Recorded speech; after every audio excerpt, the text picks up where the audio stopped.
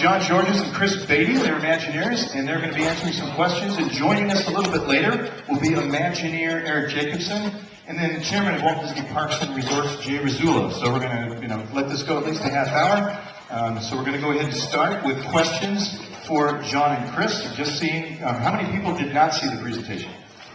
Good, okay, couple. Well, then you'll ask less intelligent questions, but that's okay. But anyway, so these guys are here, so go ahead with the first questions, and we'll try and keep them focused if we can. Thanks so much. Yes, in the middle. In regard to the Fantasyland expansion of Walt Disney World, this is a fairly big project involving a part of the park that's already heavily built up now. Do you have any construction milestones? I mean, is it phase development, or are you going all the way shot? The question is about the Fantasyland redevelopment in Disney. Walt Disney World, yeah. We're really excited about it. It's actually the biggest expansion in the history of the Magic Kingdom, and we're actually effectively doubling the size of Fantasyland in that park. So it's a real kind of milestone project for us. We're going to open in 2 phases. 2012 is the majority of the work with the princesses, the mermaid experience, all of those attractions. And phase 2 will follow the following year in 2013 with fairies. Okay, another question. Yes, in the back. Yes, is Star Tours 2 going to be exclusive to Disneyland, or will that be in Florida as well? So we're actually the Fantasyland expansion team, and that's kind of the limits of what we can talk about today. So sorry about that. Yeah, I just want to switch. These guys are Magic Kingdom Fantasyland only. But Jay will be able to answer a little bit more of that a little bit later, Eric. So, question here in the front. How will the expansion affect the existing portions of Fantasyland? The exciting thing about this project is it really strengthens the Fantasyland that's there, and we'll just be building upon it. I think if you've seen the presentation that Jay gave, there was a great overall that I think he started with, and in that overall there was a castle wall in the foreground. Everything beyond the castle wall will be new to the development or to the expansion. Everything inside of the castle wall is the existing Fantasyland. The storytelling there will be strengthened by the castle courtyard, that sort of Renaissance fair kind of feel, and we think it's really exciting because those two stories will really play off of each other. So you won't be shutting down anything in the existing Fantasyland? No. The existing Fantasyland will stay open. Yes, Franco. Can you expand a little bit more on the Beast Castle? I wasn't quite sure I gathered everything that was being said this morning. Yes, guests will be able to journey to the Beast Castle, which is a 552-seat restaurant, 3 dining rooms to dine within. During the day, it's a quick-serve restaurant.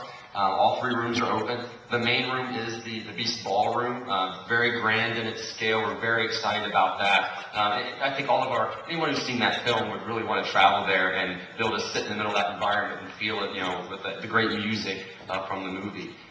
The other 2 rooms, one is the West Wing, which is remember that's the Beast sort of hidden, anti-chamber where no one was allowed to go. We'll let our guests go there for the first time. It has sort of a haunted mansion, kind of dark feel to it. Some great special effects with the rose, with the petals falling off. There's a lightning effect that will bring the portrait of the prince to life and transform him into the Beast. It's the smallest of the 3 rooms.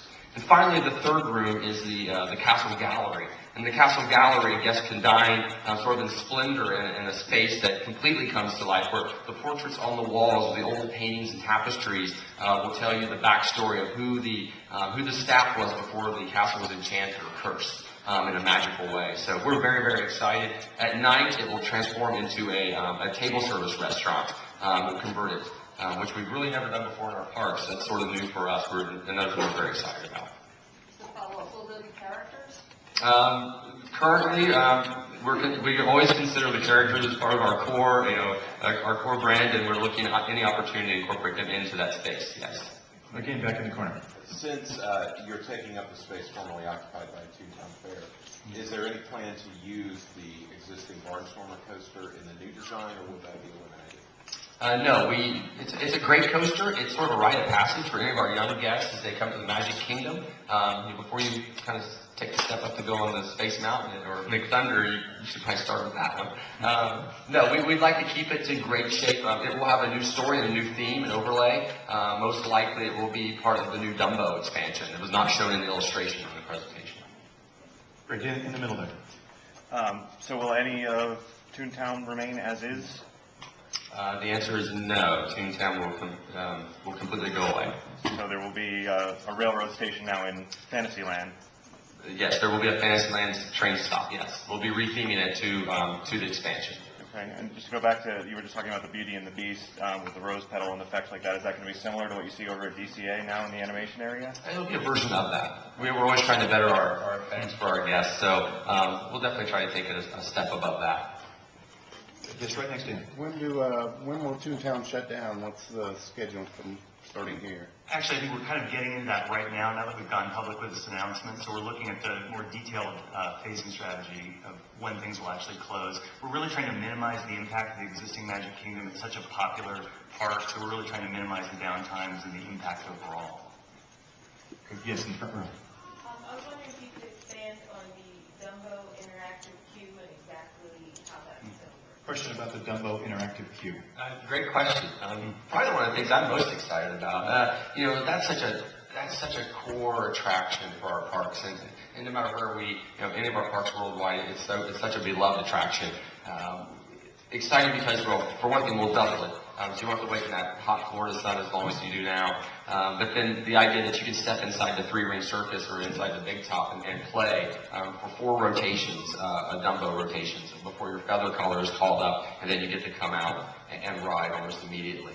Inside the tent, a lot of great energy, place for kids. It's physical play, so there'll be places for kids to run and burn off energy. For adults, bleachers around the outside so they can sit, watch their children play.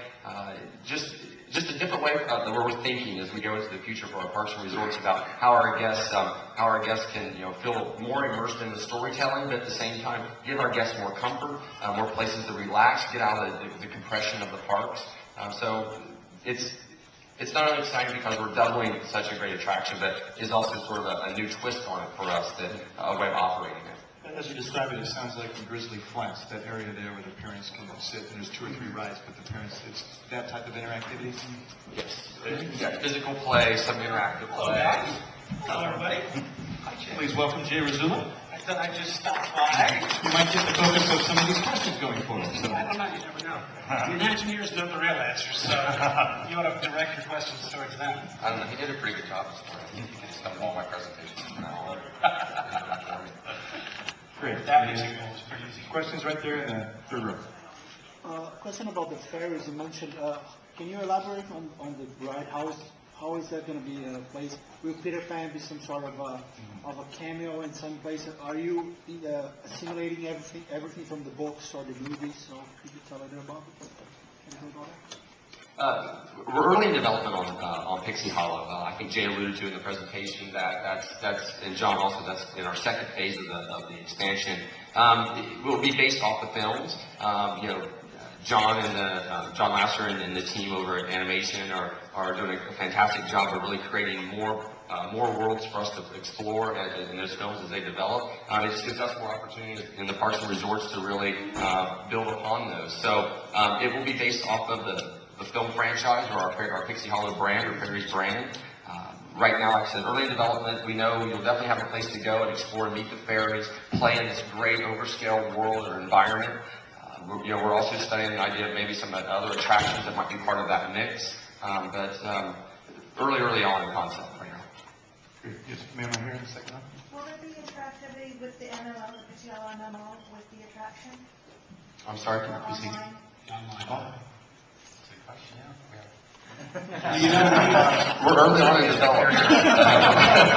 I alluded a little bit to where we're headed in our future, and experiences that bridge between